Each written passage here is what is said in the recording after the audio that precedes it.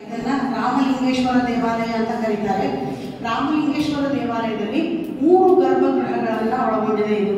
ಇದು ಈ ದೇವಾಲಯವು ಪೂರ್ವಾಭಿಮುಖವಾಗಿರುವಂತಹ ದೇವಾಲಯ. ಉತ್ತರದಲ್ಲಿರ್ತಕ್ಕಂಥ ಗರ್ಭಗೃಹದಲ್ಲಿ ಅಲ್ಲಿರ್ತಕ್ಕಂಥ ಈಶ್ವರಲಿಂಗ, ದಕ್ಷಿಣದಲ್ಲಿ ಪಾರ್ವತಿ ಶಿಲ್ಪ, ಪೂರ್ವಕ್ಕೆ ಚನ್ನಕೇಶವನ ಶಿಲ್ಪವನ್ನು ಆ ಗರ್ಭಗೃಹದಲ್ಲಿ ಮಾಡಿದೆ. ಈ ಒಂದು ವಿನ್ಯಾಸವನ್ನು ನಾವು ಇದರ ಗರ್ಭಗೃಹದ ಪ್ರಾಚೀನತೆಯನ್ನು ನೋಡಿದಾಗ 6ರಿಂದ 8ನೇ ಶತಮಾನದಲ್ಲಿ ರಾಜ್ಯವನ್ನು ಆಳಿದಂಥ ಬಾದಾಮಿ ಚಾಲುಕ್ಯರ ಕಾಲದಲ್ಲಿ ಮೊಟ್ಟ ಮೊದಲ ಬಾರಿಗೆ 2ನೇ ವಿಕ್ರಮಾದಿತ್ಯನ ಹೆಂಡತಿಯಾದಂತಹ ವಿನವತಿಯು ನಿರ್ಮಿಸಿದಂತಹ ಒಂದು ತ್ರಿಕೂಟ ದೇವಾಲಯ, ಅದಕ್ಕೆ ಜಂಬುನಾಥ ದೇವಾಲಯ ಅಂತ ಕರಿತೀವಿ. ಅಲ್ಲಿ ತ್ರೈಪುರುಷ ಅಥವಾ ಬ್ರಹ್ಮ ವಿಷ್ಣು ಮಹೇಶ್ವರಿಗಾಗಿ ನಿರ್ಮಿಸಿದಂಥ ಮೊಟ್ಟ ಮೊದಲ ದೇವಾಲಯ ಅದಾಗಿದೆ. ಅದರಲ್ಲಿ ಇರ್ತಕ್ಕಂಥ ಶಾಸನ ತ್ರೈಪುರುಷ ದೇವಾಲಯ ಅಂತ ಕರೆಯೋದಕ್ಕೆ 3 ದೇವರುಗಳನ್ನು ಅಲ್ಲಿ ಸ್ಥಾಪನೆ ಮಾಡೋದು. ಪ್ರಾಚೀನ ಕಾಲದಲ್ಲಿ ಏಕ ಗರ್ಭಗೃಹ ಇದ್ದುದನ್ನು ನಾವು ನೋಡ್ತೇವೆ. ಅಲ್ಲಿ ಒಂದೇ ದೇವತೆಯ ಆರಾಧನೆ ಇರುವುದನ್ನು ನೋಡ್ತಾ ಹೋಗ್ತೇವೆ. ಏಕೆಂದರೆ ಅನೇಕ ನಂತರ ಕಾಲಘಟ್ಟದಲ್ಲಿ ಧರ್ಮಗಳು ಪಂಥಗಳು ಬೆಳೀತಾ ಹೋದಾಗ ಅಲ್ಲಿ ದೇವತೆಗಳ ಆರಾಧನೆ ಅಲ್ಲಿ ಹೆಚ್ಚಾಗ್ತಾ ಬರುವುದನ್ನು ಕಾಣ್ತೀವಿ. ಒಂದು ವಿಷಯ ಹೆಚ್ಚಾಗ್ತಾ ದೇವತೆಗಳನ್ನು ಪ್ರತಿಷ್ಠಾಪನೆ, ಹಲವಾರು ದೇವತೆಗಳನ್ನು ಮಹಾಭಾರತದ ವಿಷ್ಣು ಇದ್ದರೆ ವೈಷ್ಣವ ಇದ್ದರೆ ವಿಷ್ಣು, ಶೈವ ಇದ್ದರೆ ಶಿವ, ಶಾಕ್ತ ಇದ್ದರೆ ಅಲ್ಲಿ ದೇವಿ ಶಿಲ್ಪವನ್ನು ಪ್ರತಿಷ್ಠಾಪನೆ ಮಾಡೋದನ್ನು ನಾವು ನೋಡ್ತಾ ಹೋಗ್ತೀವಿ. ಹೀಗೆ ಈ ಒಂದು ಶೈವ ದೇವಾಲಯದಲ್ಲೂ ಕೂಡ ಒಂದು 2 ವಿಷಯವನ್ನು ನೋಡಿದ್ವಿ ನಾವು. ಧರ್ಮದ ಸಾಮರಸ್ಯವನ್ನು ನೋಡ್ತೀವಿ. ಅಲ್ಲಿ ಅನೇಕ ಧರ್ಮ ಪಂಥಗಳ ಒಂದು ದೇವರನ್ನು ಪ್ರತಿಷ್ಠಾಪಿಸುವುದನ್ನು ನಾವು ನೋಡ್ತಾ ಹೋಗ್ತೀವಿ.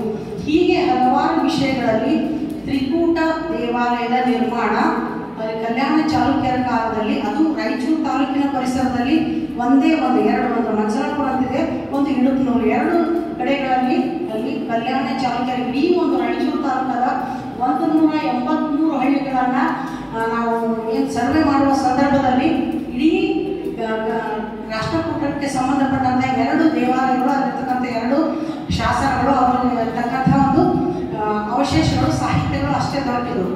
ನಂತರದ ಕಾಲಘಟ್ಟದಲ್ಲಿ ಇಡೀ ಒಂದು ರಾಯಚೂರು ತಾಲೂಕಿನ ಒಂದು 180 ವಿಲೇಜಲ್ಲಿ ಇರ್ತಕ್ಕಂಥ 85 ಕಲ್ಯಾಣದ ಚಾಲುಕ್ಯರ ಕಾಲಕ್ಕೆ ಸೇರುವಂತಹ ಏಕಕೂಟ, ದ್ವಿಕೂಟ ದೇವಾಲಯಗಳು ನಮಗೆ ದೊರೆತಿದ್ದನ್ನು ನಾವು ನೋಡ್ತಾ ಹೋಗ್ತೀವಿ. ಅದರಲ್ಲಿ ತ್ರಿಕೂಟ ದೇವಾಲಯ ಇದು ಒಂದು ವಿಶೇಷವಾದಂಥದ್ದು. 3 ಗರ್ಭಗೃಹಕ್ಕೆ ಮೇಲ್ಗಡೆ ಇರತಕ್ಕಂಥ 3 ಗರ್ಭಗೃಹಕ್ಕೆ 3 ಶಿಖರಗಳು ಇರುವುದನ್ನು ನಾವು ಅಲ್ಲಿ ಕಾಣ್ತಾ ಹೋಗ್ತೀವಿ. ಹೀಗೆ ಈ ಒಂದು ದೇವಾಲಯದ ಬೆಳವಣಿಗೆ, ದೇವಾಲಯದ ಪ್ರಾಚೀನತೆ, ಏಕಕೂಟದಿಂದ ದ್ವಿಕೂಟ ತ್ರಿಕೂಟದವರೆಗೆ ಬರುವಂತಹ ಒಂದು ಧರ್ಮದ ಸಾಮರಸ್ಯವನ್ನು ಒಳಗೊಂಡಂತೆ ದೇವಾಲಯ ನಿರ್ಮಾಣ, ಅಂದಿನ ರಾಜರು ಮಾಡ್ತಕ್ಕಂಥ ಧಾರ್ಮಿಕ ಕಾರ್ಯಗಳು ಏನಿದ್ದಾವೆ, ನಾವು ರಿಲಿಜಿಯಸ್ ಆರ್ಕಿಟೆಕ್ಚರ್ ಅಂತ ಏನು ಕರಿತೀವಿ, ಧರ್ಮದ ಒಂದು ವಾಸ್ತು ವಿನ್ಯಾಸವನ್ನು ನಾವು ಮನುಷ್ಯನಿಗೆ ಪ್ರತಿ ಹೆಜ್ಜೆಗೂ ಇರ್ತಕ್ಕಂಥ ಇವುಗಳನ್ನು ಮನುಷ್ಯನಲ್ಲಿ ಇರ್ತಕ್ಕಂಥ ದೋಷಗಳನ್ನು ಹೋಗಲಾಡಿಸಲು ಈ ದೇವಾಲಯ ನಿರ್ಮಾಣ, ವಾಸ್ತು ನಿರ್ಮಾಣವನ್ನು ನಾವು ನೋಡ್ತಾ ಹೋಗ್ತೀವಿ. ಹೀಗೆ ತ್ರಿಕೂಟ ದೇವಾಲಯದ ಪ್ರಾಚೀನತೆಯನ್ನು ಚಾಲುಕ್ಯರ ಕಾಲದಿಂದಲೂ ನೋಡ್ತೀವಿ, ಬಾದಾಮಿ ಚಾಲುಕ್ಯರ ಕಾಲದಿಂದಲೂ. ಅದು ನಂತರದ ಕಾಲಘಟ್ಟದಲ್ಲಿ ಬೆಳವಣಿಗೆ ಆಗ್ತಾ ಬರುವುದನ್ನು ನಾವು ನೋಡ್ತಾ ಹೋಗ್ತೀವಿ. ಈ ಒಂದು ದೇವಾಲಯಕ್ಕೆ ಸಂಬಂಧಪಟ್ಟಂತಹ ವಾಸ್ತು ವಿವರಣೆಯನ್ನು ನೋಡಿದಾಗ ಪೂರ್ವಾಭಿಮುಖವಾಗಿರುವ ದೇವಾಲಯದ ಒಳಗಡೆ ಇರ್ತಕ್ಕಂಥ 3 ಗರ್ಭಗೃಹದಲ್ಲಿ 3 ಮೂರ್ತಿಗಳನ್ನು ನೋಡ್ತೀವಿ. ಆದರೆ ಈ ದೇವಾಲಯವು ಒಂದು ಘಟಿಕ ಸ್ಥಾನವಾಗಿತ್ತು ಎನ್ನುವುದಕ್ಕೆ ಒಂದು ಪುರಾವೆಯಾಗಿ ಪೂರಕವಾದಂತಹ ಒಂದು ಅಂಶವನ್ನು ನೋಡ್ತಾ ಇದ್ದೀವಿ. ಅಲ್ಲಿರ್ತಕ್ಕಂಥ ಒಂದು ಸರಸ್ವತಿಯ ಭಗ್ನವಾಗಿರುವ ಒಂದು ಸರಸ್ವತಿಯ ಶಿಲ್ಪವನ್ನು ದೇವಾಲಯದ ಕಟ್ಟೆ ಹೊರಗಡೆ ಇಟ್ಟಿದ್ದಾರೆ. ಅಂದರೆ ಬೆಳಗಿನ ಒಂದು ಸೆಷನ್ನಲ್ಲಿ ಸರ್ ಹೇಳಿದಾಗ ಯಾವುದೇ ಒಂದು ತ್ರಿಕೂಟ ದೇವಾಲಯ ಅಥವಾ ಶೈವ ದೇವಾಲಯವು ಒಂದು ಶಿಕ್ಷಣ ಕೇಂದ್ರವಾಗಿತ್ತು, ಅದು ಯಾವುದೇ ಸಂಶಯವಿಲ್ಲ. ಯಾಕಂದರೆ ಅಲ್ಲಿ ಸರಸ್ವತಿಯ ಪ್ರತಿಷ್ಠಾಪನೆ ಮತ್ತು ಅಲ್ಲಿ ಒಂದಿರ್ತಕ್ಕಂಥ ಏನೊಂದು ತಟಾಕವಿದೆ, ಆ ತಟಾಕದ ಬದಿಯಲ್ಲಿರ್ತಕ್ಕಂಥ ಈ ಒಂದು ದೇವಾಲಯ ಸರಸ್ವತಿಯನ್ನು ನಮಿಸುವಂಥ ಒಂದು ಸಂದರ್ಭ. ಅದು ವಿದ್ಯಾರ್ಥಿಗಳಿಗೆ ಅಲ್ಲಿರ್ತಕ್ಕಂಥ ಚೈತ್ರ, ಪಾವಳ, ಪವಿತ್ರ ಇವೆಲ್ಲವುಗಳು ಅಧ್ಯಯನಗಳು ನಡೀತಾ ಇತ್ತು ಅನ್ನೋದಕ್ಕೆ ನಾವು ಹಲವಾರು ಅವಶೇಷಗಳನ್ನು ಅಲ್ಲಿ ನೋಡ್ತಾ ಹೋಗ್ತೇವೆ. ಈ ಒಂದು ದೇವಾಲಯಕ್ಕೆ ಸಂಬಂಧಪಟ್ಟಂಥ ಒಂದು ಶಾಸನ ಇದೆ. ಆ ಒಂದು ಶಾಸನದಲ್ಲಿ ಹೇಳ್ತಕ್ಕಂಥ ಒಂದು ಅಂಶವೇನೆಂದರೆ, ಅಲ್ಲಿ ಇರ್ತಕ್ಕಂಥ ಒಬ್ಬ 6ನೇ ವಿಕ್ರಮಾದಿತ್ಯನ ಕಾಲಕ್ಕೆ ಇರ್ತಕ್ಕಂಥ ಒಬ್ಬ ದಂಡನಾಯಕನಾದಂಥ ಸೌದರಿ ಮೇಳನಾಯಕ ಅಂದರೆ ಈ ದೇವಾಲಯವು 1122ರ ಕಾಲಕ್ಕೆ ಇದು ಸರಿಯುತ್ತದೆ. 1122ರ ಒಂದು ಕಾಲಾವಧಿಯಲ್ಲಿ ಈ ದೇವಾಲಯ ನಿರ್ಮಾಣವಾಯಿತು. ಈ ಒಂದು ದೇವಾಲಯದಲ್ಲಿರ್ತಕ್ಕಂತಹ ದೇವಾಲಯದ ಮುಂಭಾಗದಲ್ಲಿಯೇ ಆ ಸರಸ್ವತಿ ಶಿಲ್ಪದ ಬಗ್ಗೆ ಭಗ್ನವಾದಂಥ ಸರಸ್ವತಿ ಶಿಲ್ಪದ ಪಕ್ಕದಲ್ಲಿಯೇ ಒಂದು ಶಾಸನವನ್ನು ನೆಡಲಾಗಿದೆ. ಆ ಶಾಸನ ಏನು ಹೇಳುತ್ತದೆ, ಒಂದು ವಿಶೇಷವಾದಂಥ ಮಾಹಿತಿಯನ್ನು ನೀಡ್ತಾ ಹೋಗ್ತದೆ.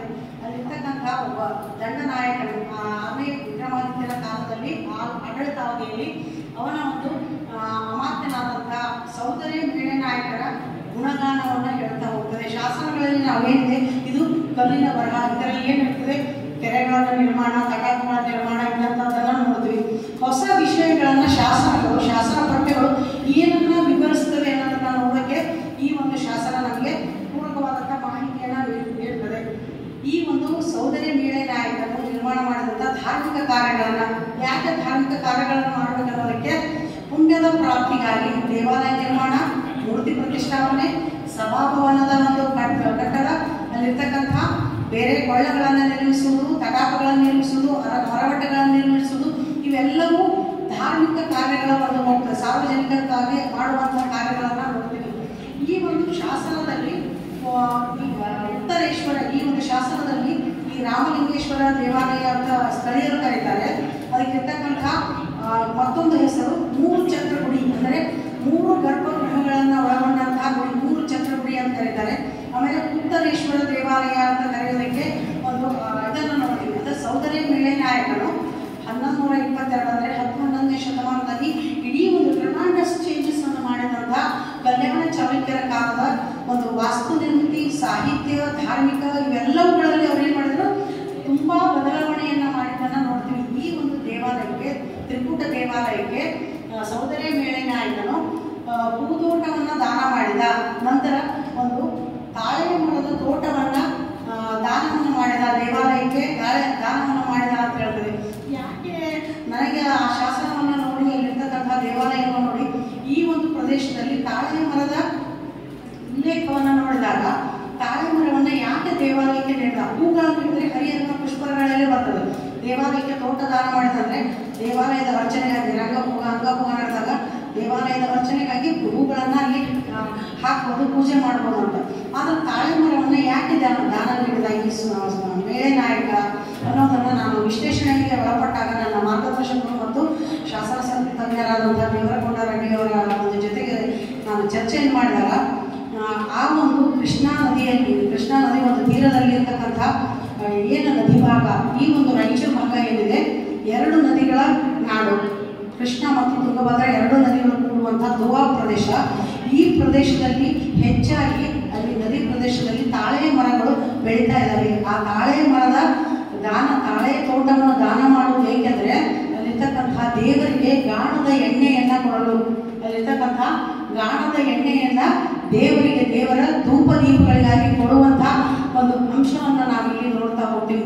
ಹೀಗೆ ಒಂದು ತಾಳೆ ಮರವನ್ನು ದಾನ ನೀಡುವುದು, ಹೂದೋಟವನ್ನು ದಾನ ನೀಡುವುದು, ಅಲ್ಲಿರ್ತಕ್ಕಂಥ ದೇವರುಗಳಿಗೆ ಏನೇನು ಸಾಮಗ್ರಿಗಳು ಬೇಕು ಅನ್ನೋದನ್ನು ಈ ಒಂದು ದೇವಾಲಯದಲ್ಲಿ 3 ಗರ್ಭಗೃಹಗಳಿಗೆ ಅದೊಂದು ವಿಶೇಷತೆಯನ್ನು ನಾವು ಹೇಳ್ತೀವಿ. ವಿದ್ಯಾರ್ಥಿಗಳಿಗೆ ಕಲೆ ಮತ್ತು ವಾಸ್ತುಶಿಲ್ಪವನ್ನು ನಾವು ಪಾಠ ಮಾಡಬೇಕಾದ್ರೆ, ವಿದ್ಯಾರ್ಥಿಗಳಿಗೆ ದೇವಾಲಯದ ವಾಸ್ತುವನ್ನು ನೋಡಬೇಕಾದ್ರೆ ದೇವಾಲಯದ ಹೊರಭಾಗದಿಂದ ನೋಡ್ತಕ್ಕಂಥದ್ದು ಇಂಟೀರಿಯರ್ ಪಾರ್ಟ್ಸ್ ಆಫ್ ಟೆಂಪಲ್ ಮತ್ತು ಎಕ್ಸ್ಟೀರಿಯರ್ ಪಾರ್ಟ್ಸ್ ಆಫ್ ಟೆಂಪಲ್. ಅದನ್ನು ದೇವಾಲಯದ ಒಳಭಾಗದಲ್ಲಿ ನಾವು ಏನನ್ನು ನೋಡ್ತೀವಿ, ಗರ್ಭಗೃಹ, ಅಂತರಾಳ, ಮುಖಮಂಟಪ, ಬೇರೆ ಬೇರೆ ಭಾಗಗಳನ್ನು ನೋಡ್ತೀವಿ. ಅದೇ ರೀತಿಯಾಗಿ ದೇವಾಲಯದ ಹೊರಭಾಗದಲ್ಲಿ ಎಲಿವೇಶನ್ ಆಫ್ ಟೆಂಪಲ್ ಅಲ್ಲಿ ನಾವೇನು ನೋಡ್ತೀವಿ, ಅಧಿಷ್ಠಾನ, ಭಿತ್ತಿ, ಪ್ರಸ್ತರ, ಗ್ರೀವ, ಶಿಖರ, ಸ್ತೂಪಿ, ಇವು ಷಡ್ವರ್ಗಗಳು. ದೇವಾಲಯದ 6 ವರ್ಗಗಳನ್ನು ನಾವು ನೋಡ್ತಾ ಹೋಗ್ತೀವಿ. ಆ ಎಲ್ಲ ವರ್ಗಗಳ ವಾಸ್ತು ವಿನ್ಯಾಸವನ್ನು ಈ ಒಂದು ಇಡುಕ್ನೂರಿನಲ್ಲಿರ್ತಕ್ಕಂಥ ಚಿಕ್ಕ ಗ್ರಾಮ, ಆ ಇಡುಕ್ನೂರಿನ ರಾಮಲಿಂಗೇಶ್ವರ ಅಥವಾ ಉತ್ತರೇಶ್ವರ ದೇವಾಲಯದ ನಾವು ವಾಸ್ತು ಭಾಗದಲ್ಲಿ ನೋಡ್ಬೋದು ಅಂತ ಹೇಳ್ಬೋದು. ಒಟ್ಟಾರೆಯಾಗಿ ಈ ಒಂದು ದೇವಾಲಯದ ವಾಸ್ತು ವಿನ್ಯಾಸವು ವಿಶೇಷತೆಯನ್ನು ಪಡೆದಿರುತ್ತದೆ ಮತ್ತು ಅದಕ್ಕೆ ದಾನ ನೀಡಿದಂಥ ವಸ್ತುಗಳು ಕೂಡ ಹೂದೋಟ ಮತ್ತು ತಾಳೆಯ ತೋಟ, ಈ 2 ಎಷ್ಟೋ ಶಾಸನಗಳಲ್ಲಿ ನೋಡಿ ಬೇರೆ ಬೇರೆ ವಸ್ತುಗಳನ್ನು ದಾನ ಮಾಡಿದ್ದಿದೆ. ಆದರೆ ತಾಳೆಯ ತೋಟವನ್ನು ದಾನ ಮಾಡಿದಂಥ ಈ ಒಂದು ದೇವಾಲಯಕ್ಕೆ ಅದಕ್ಕೆ ದೀಪ ಧೂಪಗಳಿಗಾಗಿ ಗಾಣದ ಎಣ್ಣೆಯನ್ನು ದೇವರಿಗೆ ಸಮರ್ಪಿಸಲು ತಾಳೆ ತೋಟವನ್ನು ಸೋದರಿ 6ನೇ ವಿಕ್ರಮಾದಿತ್ಯನ ದಂಡನಾಯಕ ತೋಟವನ್ನೇ ಆ ಭಾಗದ ತೋಟವನ್ನೇ ದಾನ ನೀಡಿದ ಅಂತ ಹೇಳಬಾರ್ದು. ಒಟ್ಟಾರೆಯಾಗಿ ಈ ಒಂದು ಇಡುಪುನೂರಿನ ತ್ರಿಕೂಟ ದೇವಾಲಯವು ವಿಶೇಷವಾದ ವಾಸ್ತು ವಿನ್ಯಾಸ ಮತ್ತು ಅದರ ಶಾಸನದಲ್ಲಿರ್ತಕ್ಕಂತಹ ವಿಷಯವೂ ಕೂಡ ವಿಶೇಷವಾಗಿದೆ ಅಂತ ಹೇಳ್ತಾ ನನಗೆ ಅವಕಾಶ ಮಾಡಿಕೊಟ್ಟಂಥ ಎಲ್ಲ ಈ ಕಾಲೇಜಿನ ಸಿಬ್ಬಂದಿ ವರ್ಗ ಮತ್ತು ತಾಳ್ಮೆಯಿಂದ ಕೇಳಿದಂಥ ಉಪನ್ಯಾಸಕ ವರ್ಗ ಮತ್ತು ವಿದ್ಯಾರ್ಥಿಗಳಿಗೆ ನಾನು ಧನ್ಯವಾದಗಳನ್ನು ಸಲ್ಲಿಸುತ್ತಾ ನನ್ನ ಒಂದು ಪ್ರಬಂಧವನ್ನು ಇಲ್ಲಿಗೆ ಮೊಟಕುಗೊಳಿಸುತ್ತೇನೆ.